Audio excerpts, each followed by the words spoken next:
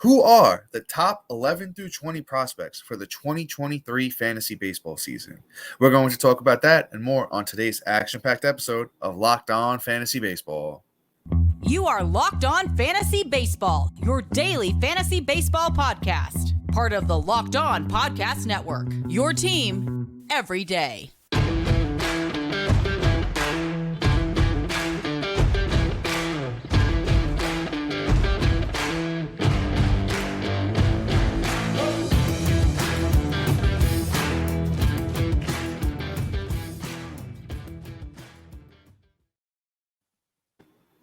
Hello, fantasy baseball fanatics, and welcome to the Locked On Fantasy Baseball podcast, brought to you by the Locked On Sports Network, your team every day. As always, we're your number one source for fantasy baseball knowledge, and thank you for making us your first listen each and every day. I'm your host, Dominic Martino, here with my co-host, as always, Matthew Ane. Yo. You can find us on all social media platforms and podcasting apps. Just search for Locked On Fantasy Baseball, and we'll be there. Please like, comment, subscribe, and especially on YouTube, because we love talking fantasy baseball with you. On today's podcast, as I mentioned, we're going to be talking about the top 11 through 20 prospects for the upcoming fantasy baseball season, finishing off where we started yesterday. If you guys didn't tune in yesterday, go back and watch 1 through 10, and then come back here to get 11 through 20. But before we do that, I need to mention this episode is brought to you by FanDuel Sportsbook. FanDuel is the official sportsbook of Locked On. Make every moment more and visit FanDuel.com/LockedOn to get started today. So, can't bury the lead here as usual, Matt. First up is somebody that you absolutely love, one of your boys. So go ahead, my brother, and take it away. All right. It's Mr. Miguel Vargas. He's probably one of my favorite prospects this year, even though he's getting a lot of hate because of what he came out and did, even though I feel like he got ruined and he got dodgered a little bit. So, like, for instance, he got to play like 2 games in a row, absolutely murdered it, and then was platooned and then said, okay, I'm not playing again. And then, okay, I'm playing. And then kid just couldn't get a roll. And that's really bad for a player that's trying to adjust to the bigs and just getting his first shot up there. And on top of that, I mean, the Dodgers have a great record of ruining guys once they get called up or platooning the living hell out of them. Now, the one thing that sucks about Vargas is his defense isn't fully there. So, like, they're not sure on the glove, and that's part of the reason why that was happening. It isn't just because they love ruining him. It's just the defense isn't great. Let me read off what he did in the minors in 2022. He had 438 at-bats, 100 runs, 32 doubles, 4 triples, 17 home runs, 82 ribbies, 16 stolen bases, and he batted .304. I mean, those numbers are absolutely solid. That translated when he came up to the bigs. He started looking like, hey, I'm the guy here. And again, like I said, it was just typical Dodger instincts for me. I think that he's going to be great. He's my number 10 prospect for me. I love the guy absolutely 100%. Well, Matt, I'm pretty much in tune with you over here. I love Miguel Vargas. As you mentioned, last year he came out for those 18 games. He hit 170, struggled a little bit, struck out 13 times, walked twice. But once again, he was not playing every day. So that kind of, I think, stunted what he actually was going to do, but killed it down in the minors. Every year he's been in the minors, he hit over 300. He steals a couple of bases, and it looks like he might be getting the nod to start the season at second base here with the Dodgers. His defense is, not one of his strong points, but I don't think the Dodgers would be pushing him to play second base if they didn't think he could do it. The hit tool is real, as a 65 hit tool. We mentioned it yesterday, but I will mention it again today. When we're talking prospects, we will mention that, their grade, the grading scale on prospects is 20 to 80.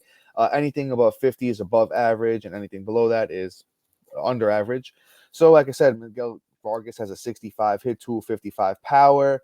The run grade is average at about 50, but I think Miguel Vargas could still chip in some steals this year. He's absolutely a bargain right now in fantasy drafts. He's going super, super late. And I just think that he's somebody you should definitely target coming into your drafts. And he's somebody I'm looking at. I want to see what's going on with him in spring training, and that's about it. I also have him at my number 11 prospect. But let's move on. Coming up, we have Hunter Brown, and Hunter Brown is somebody that I'm very, very high on. Matt, you mind if I talk a little Hunter Brown real quick? Yeah, buddy. All right, so let's go for it here. with Hunter Brown, he actually came up last year for the Astros, and he looked every bit of the part. Let me get you his numbers here so I could rant a little bit more about him and just how good Hunter Brown was. And before I do that, though, I will say this: if you I've seen slides or video put up Hunter Brown next to Justin Verlander, and their release and their way they throw the ball is pretty much identical. So, and he's also, well, he did get to learn from Verlander last year, not so much this year as Verlander moves on to the Mets. But last year, Hunter Brown had 2 starts, 7 games overall. He had an 0.89 ERA, 20 innings, 22 strikeouts, and he had a 1.08 WHIP. Now, the thing is Hunter Brown has shown us he can do it in the big leagues, right? And that's the thing. A lot of these prospects have not come up yet and shown, that they can adapt to, major league pitching. Major league hitting. Hunter Brown is somebody that has done that. I have him ranked very high, compared to most prospect lists. Remember, our rankings are based on a 5x5 head-to-head categories league, and it also works for Roto. I have Hunter Brown as my number 10 prospect overall, and I'm drafting him everywhere this season. Yeah, Brown looks like he's going to be an absolute stud. I can't really say much more. You pretty much covered him. Outside of the fact he's my 14th prospect, when it comes to my prospects, if you've noticed from yesterday's episode and today, my pitchers are usually valued lower for me, only because there's a less of a chance of them hitting, whereas batters, they can translate faster and give you a better result. So that's why you'll see like Hunter Brown, who's an absolute stud, be my 14th, because we just don't know what the possibilities are. But anyway, let's move on. We got somebody that's really young, really nice, and somebody that I'm really excited for when they finally do get the call. And that's Mr. Jackson Holliday. You probably recognize the last name, son of an MLB great. And Matt Holliday, Mr. Matt Holliday. Yes, sir. And it looks like he's rubbing off on him. I can't really say much other than I can't wait to see him actually play. He was drafted this year, the first overall pick, and you know what? He looks 2022. Really, yeah, 2022. Well, that's the last draft that happened. So, in his little appearance in the minors for rookie ball and Delta Carolina and whatnot, between the two, he had 64 at bats, 14 runs, 5 doubles, a home run, 9 ribbies. He struck out only 12 times, which is actually pretty nice. He batted .297. He had 4 stolen bases. Now, it's a small sample size, right? But the kid does have like a serious talent. And one thing I will say is, what he did in college and, what we're expecting him to do and being the number 1 pick overall, we could see him being torpedoed up and being in the bigs in the next 2 to 3 years and really making an impact. Now, he's my number 12th prospect. But this is more for a dynasty pick, right? So, like in redraft and keeper leagues, like I'm not looking at him. This is only if you have minor league spots. This is a guy that I'm definitely drafting, with that number 12 pick, and I'll feel very comfortable about it. He's very good. Oh, yeah, Matt. I love Jackson Holliday as well. The one thing I will add is that, he struck out 12 times. He walked 25 times. So the guy just showing that plate discipline early on. He's just a beast. Like you said, he's modeling his game after his dad. And I currently have Jackson Holliday a little bit lower than you. I have Jackson Holliday as my number 14 overall prospect. And I think you hit the analysis right on the head with the sense that he's not somebody that you really need to look at in a redraft at the moment, because he 99% chance that he is not coming up this year.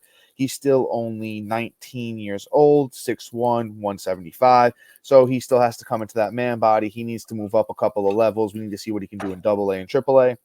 And, that's pretty much the, thought process here with Jackson Holliday.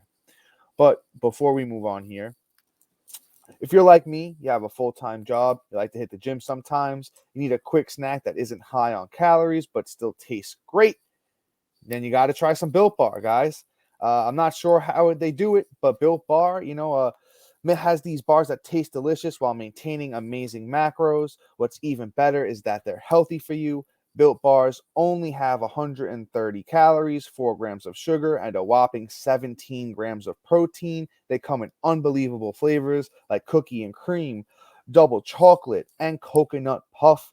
And guess what? Now you don't even have to wait around to get a box, because for years we've been talking about getting your Built Bars at Built.com.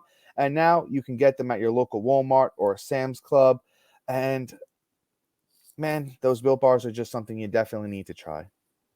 But with that being said, we have some more prospects coming up for you. Matt, you want to take the lead on this next guy here? Yes, sir. That's Mr. James Wood. He's a really nice player. He's my number 15th prospect right now. I'm loving him. The only problem is he's going to be on the Nationals. Right now, Nationals just aren't a hot team. So, you really got nothing you could say about it. Kid's 20 years old.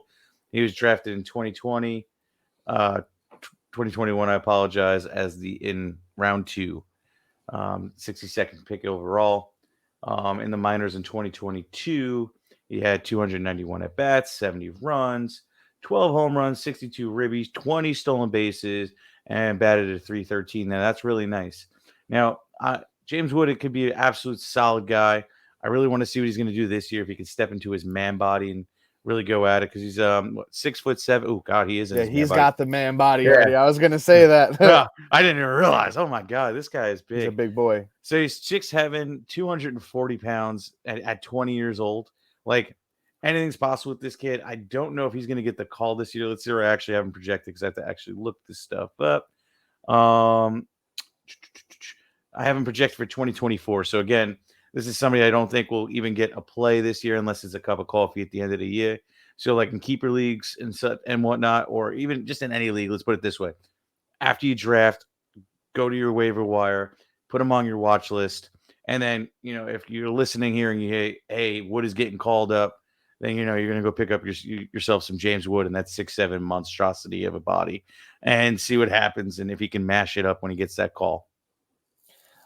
Yeah, man, I'm a big James Woods fan, and I think you're right in analysis that he probably only gets maybe a cup of coffee, maybe gets called up after the All-Star break. He's definitely, I don't think, starting the year with a big league team, because they want to keep that control over him. But once again, at 6'7", 240, the upside on this kid is unbelievable. I've heard a lot of Aaron Judge comps for James Wood. He's another guy that, he struck out 75 times last year, but he walked 50 times. Great plate discipline. He has plus power at 60 grade, plus run at 60 grade. So he could even wind up being, and I'm gonna speculate about his prime here. I think he could wind up being like a 40 bomb, 25 steal type of guy when he, gets it going in the big league. So he's somebody you definitely want to keep an eye on. As Matt said, throw him on your watch list. And if he does get called up, I think he's somebody that I'm just looking to grab right away. I have James Wood as my number 12 prospect overall headed into this year, and just the sky is the limit for James Wood. Now we have another son of a former great. We are going to talk about some Druw Jones here. Druw Jones is the son of Andruw Jones. He actually has, I believe he had a shoulder issue and he had to get surgery on that shoulder. I think it was just a few days even after he got drafted. So, it kind of stinks to see that. But Druw Jones is 6'4", 180. He's still, got to come into that man body a little bit. Very tall, but still put on a little bit more weight to match that 6'4" frame. He has not played yet in the minor league system, so I cannot give you, any statistics for him as far as the MLB goes. But with Druw Jones, he is his fielding grade's above average at 70. His power tool is at 60. His run is at 70. His hit is at 55. So the kid is plus in every single category. And I just think he winds up, having a similar career to his dad. A lot of power, very good glove. He's somebody, once again, that's not probably coming up till maybe 2025 at the soonest. But I have Druw Jones ranked as my... Where do I have? I have Druw Jones ranked as my number 13 prospect, right behind James Wood. Just somebody to keep an eye on, especially in your dynasty leagues and stuff like that. He's somebody, if you can go out there and trade for him before he plays, I think that's definitely a smart move to do. Yeah, for sure. I mean, Druw Jones is my 18th. This is a startup dynasty or rookie draft going in this year where I'm just like, okay, let's scoop him up. Let's see what can happen. And you can kind of talk somebody and be like, yo, he got a hurt shoulder. You don't know what he's going to do. This may set him back. You can actually so here's the thing I like to do with when I do trades too. I like to kind of talk people down that I'm trying to get and be like, I'm doing you a favor by taking them off your hands. How many times have I done that to you? You know, You've tried a few times. yeah. Sometimes you're successful, sometimes you're not. You got to shoot your shot. Yeah. If you No, got that, of course. if you got that real gullible guy in your league, and he's like, "Oh, I got Druw Jones, and like I don't know what to do," and be like, "Oh, man, I don't know either. I don't know what to do if I were you. How about this? I really like this guy on your team. Like, talk about somebody completely else, and then talk about a prospect you want to get rid of, and then be like, yo, so like, how about this? I packaged this guy for him and Druw Jones." And then just talk down Druw Jones and say, I don't know if he's even going to play this year. How much? It may be 2027 before he gets called up. There's something outrageous, make him feel bad about it, and then scoop him up. Oh God, Matt, you're killing me with that one. That is absolutely hilarious. Yeah, Matt's got the haterade for his fellow fantasy players today. Not even so much for like the actual players, but his league mates in fantasy. Hey, you gotta, what you gotta do, whatever you gotta do to just get that trade done. I mean, life is vicious. It's not a fair thing, But let's move on here. I've had enough. And let's talk about one of my favorite prospects too. Like, this is a guy I am targeting everywhere in dynasty leagues. That's Mr. Kyle Manzardo. I really do like this kid. He is an intriguing talent, and he's got a little weird mustache, and it's pretty funny. He's 22 years old. He's about 6'1", 205 pounds. I like that combo right there. So, he's got somewhat of a man body going on there. And he had a pretty good year last year. He had, what do you call it? 324 at-bats, 71 runs, 26 doubles, 1 triple, 22 bombs, 81 ribbies, a stolen base, and batted 327. I really like that 327.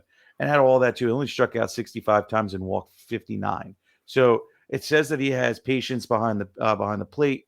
He's not swinging at everything. He could be an OBP guy, which is really nice. And I'm really a big fan of Kyle Manzardo. Reason why he's not in like my top 10 or top 5 or whatnot is because of the fact he's not a 5-tool guy yet. Now, they're not saying that's something that can happen, but that's usually what it takes for you to be in like my top notch things. Like, I like grabbing guys that just do it all. You'll see as the year goes on that's just like my little weakness, But anyway, I honestly just draft them with confidence when you're going into your dynasty drafts. And I don't know if I'm drafting him yet in real baseball for my redraft leagues. I don't know when he's going to come up, if he comes up. So he's another waiver wire, watch list, or your last pick of the draft, and see what happens if he breaks camp. If you're drafting before, they announce final team rosters. I'm sorry about that, people. I didn't realize my phone volume was still on. It's all good. I apologize. Don't let it happen again. Just don't.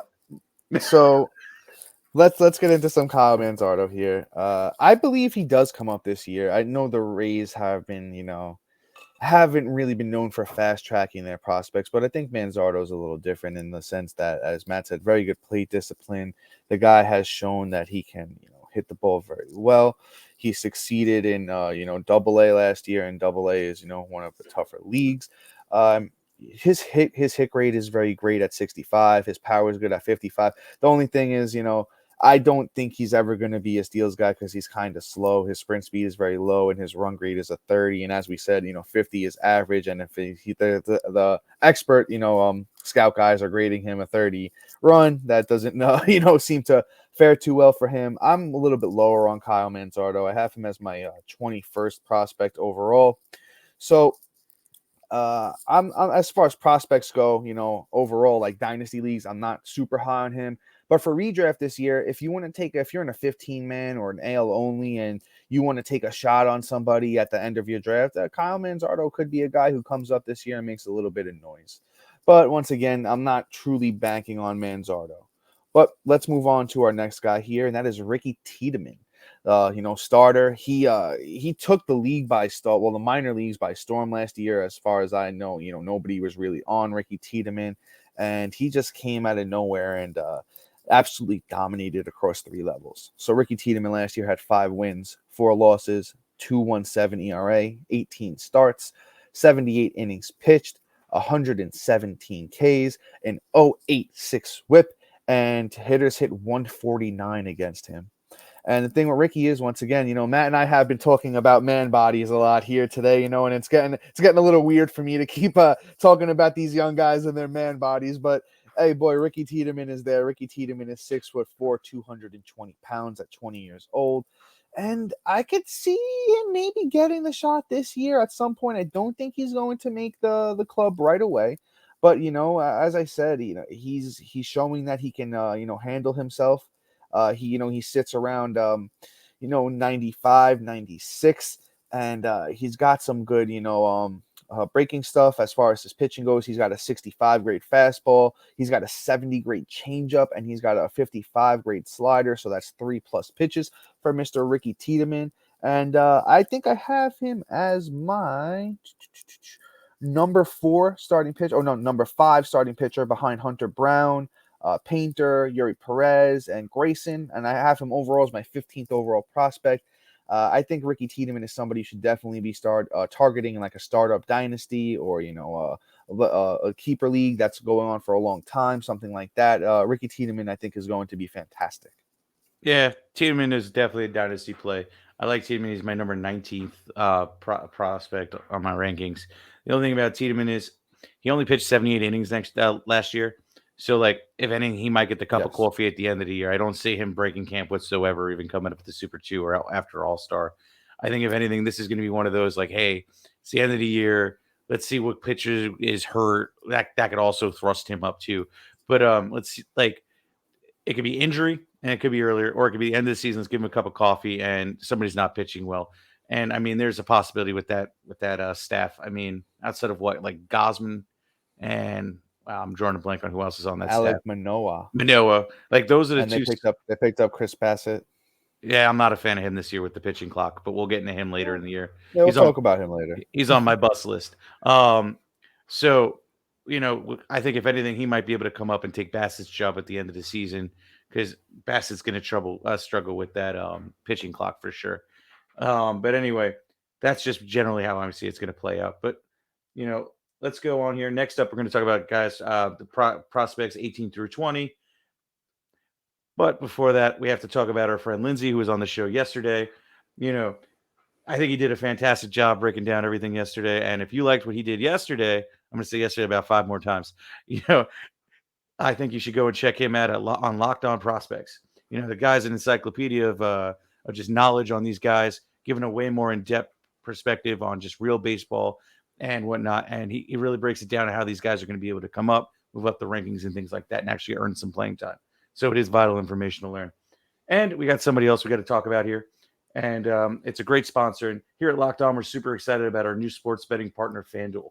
The midway point of the NBA season is here, and now it's the perfect time to download FanDuel, America's #1 sportsbook. New customers get a no-sweat first bet up to $1,000. That's a bonus bet back if your bet does not win. Just download FanDuel's sportsbook app. It's safe, secure, and super easy to use. Then you can bet on everything from money lines, points scored, and threes drained. Plus, FanDuel even lets you combine bets for a chance at a bigger payout with a same-game parlay. So don't miss the chance to get your first no-sweat first bet up to $1,000 in bonus bets when you go to FanDuel.com/lockedon. That's FanDuel.com/lockedon to get started today. Make every moment more with FanDuel, the official sports betting partner of the NBA. So, without further ado, Dom, I think you like him a little bit more than me, so I'm going to let you take him. I don't think either one of us are too high on him, but that's Francisco Alavarez of the New York Mets. Matt and I are both consistently lower than where everyone has him ranked. He's the number 3 overall ranked prospect as far as MLB is concerned. And I currently have him at number 17, but that might even wind up dropping before the season starts. The thing with Alvarez is he has a 55 hit tool. He has a 70 power, 55 arm, but the run's at 30. The fielding's at 45. He's 5'10", stocky guy at 233. So he's 21. The man body's there. Similar to Miguel Vargas, he kind of got that cup of coffee at the game end of last year, and he didn't really show anything. I mean, very small sample size. There's actually only 5 games. I thought it was a few more. But, I guess we'll see. Last year in the minors, Francisco Alvarez hit 260 over 112 games, 74 runs, 27 bombs, 78 RBIs, no steals, and the strikeout rate was a little bit high. the thing is also, who knows what the Mets plan is for him? They get rid of James McCann, but then you're like, okay, then Alvarez has the job, right? No, they pull a Mets type move and they get Omar Narvaez, who's a veteran that they paid some money for. So Narvaez is probably going to wind up starting there. So it's just very tricky how to gauge Francisco Alvarez as far as fantasy goes. I'm not really going out of my way to get Francisco Alvarez. There's a lot of good catchers. This year, maybe in a 2-catcher league, might target Alvarez as my second catcher, and that's not a bad move. But once again, if you're just in a regular redraft league, 1 catcher, Francisco Alvarez is not somebody that I'm targeting. Yeah, no, I mean, so here's one thing that always stands out for me when it comes to catchers, and what's like a big no for me: a short guy that weighs way too much, right? So like 5'10", 230 pounds, right? I'm 6 foot and I weigh 6 foot and I weigh 230 pounds. Like there's a big difference in 2 inches, and a guy that's going to be on his knees, like bent over, like that, is just going to have injury problems. You know what he screams to me, Dom? And I hate to do this to the kid. Go ahead. He reminds me of somebody else that was on the Yankees that was supposed to be this great, catching God. prospect, and that could be Gary Sanchez. And I heard he's coming back. he can come back. He's just going to suck it up. So, that's the thing. But I mean, he can't. Here's the thing, though. So I talk the negatives now and what I think he could possibly be and how big of a bust he can be. Let's talk about what he did, though, right? So, because his bat seems pretty impressive over 2022. And in 411 at bats, he had 74 runs, 22 doubles, 27 home runs, 78 ribbies. He walked 70 times, had 123 strikeouts, but batted 260. I'm not really crazy about those stats other than that home run number. So it just he is what he is. He's very mad to me. I think he's just hyped up because he's on the Mets and he's a catcher. So when it comes to catchers, if you're getting that kind of numbers, yeah, it's great. But at the same time, I'm not chasing it.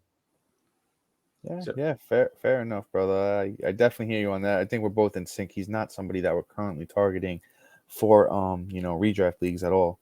Dynasty leagues, I mean, you could feel free to take your shot on him, but I really wouldn't go super high on him either, and in those formats either. Oh, I didn't say what he was for me. He was 23, just a heads up. Oh, yeah, so Matt and I are both way lower than consensus on Francisco Alvarez. But let's move on to somebody that I actually really like. I got a little bit of a man crush on this guy, I'll be honest, and that's Zach Veen, outfielder of the Colorado Rockies. I know Matt likes to throw around the term Mr. Steal Your Girl, and I might have to steal the term from Matt to talk about Zach Veen here, because let me read you off what Zach Veen did last year across 2 levels. Batting average leaves room to be desired, but Zach Veen has a hit tool of 60, and I think he'll wind up figuring it out. And he's still only, I believe, 21 years old. So Zach Veen last year, 245 batting average, once again, a little low, but I think he can improve on that. 126 games, 84 runs. He had 23 doubles, 3 triples, 12 bombs, 67 RBIs, and 55 steals. He steals everything under the sun. And in 2021, here's the thing: in A-ball, Zach Veen hit 301, 106 games, 83 runs, 27 doubles, 4 triples, 15 bombs, 75 RBIs, and 36 steals. So I think once again, and he's also going to go up and play in chorus.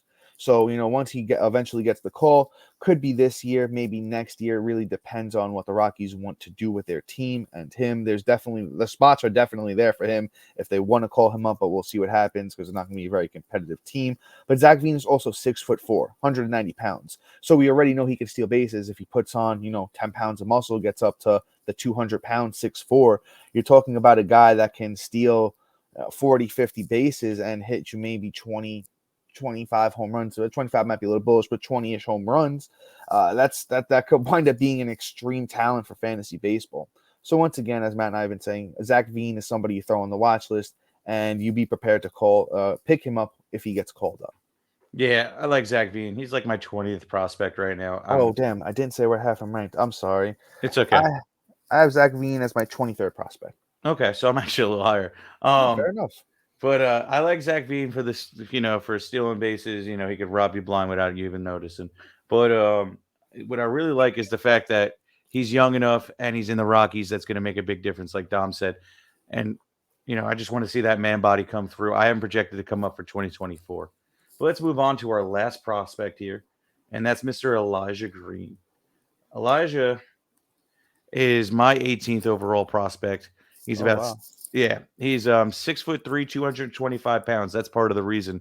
Nice center fielder, and he was drafted by the Nationals, which is the only downside. Sorry, National fans, but I think he's going to be great. Last year he had let's see here, he had 43 at bats, 9 runs, 4 doubles, no triples, two home runs, 9 ribbies, 1 stolen base, uh, and it batted 302. He didn't really have much of a chance to play, being that he was 19 years old. I think this year is kind of going to be the year that we get to experience and see what he can actually do with probably at least I would hope a couple hundred at bats to really get a real nice feeling for what he can do, and then go from there. So way I'm looking at it too is he might be up 2025. He might be up next year, depending on what his development looks like in this season. And again, he's only a dynasty play. But hey, you know what? You're going to take this episode. You're going to write him down, for next year in your redraft leagues. If we're talking about him again, he's going to be called up. Just know we were already on him, and that you already just highlighted him, and now you just put another check for, hey, I'm probably going to draft him. It's nice to have aware of these prospects and just keep them in the bank. Yeah, he's actually another son of a professional athlete. Elijah Green is the son of Pro Bowl tight end Eric Green, which I did not know until just a few seconds ago. So I'm not gonna act like I did. But if his dad played in the NFL, that adds. It's actually very funny because he's behind Druw Jones and Jackson Holliday, who dads also played professional baseball. And it's just funny that they're the top 3 guys and all their dads played. Kind of just shows you that kind of runs in the family sometimes.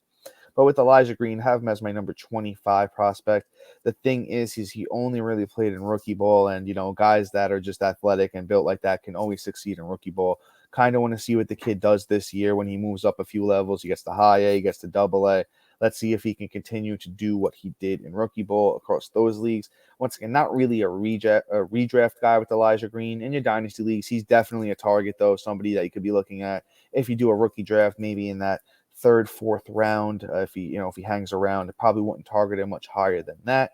But definitely a name to keep in mind. Once again, Elijah Green of the Washington Nationals. 19 years old.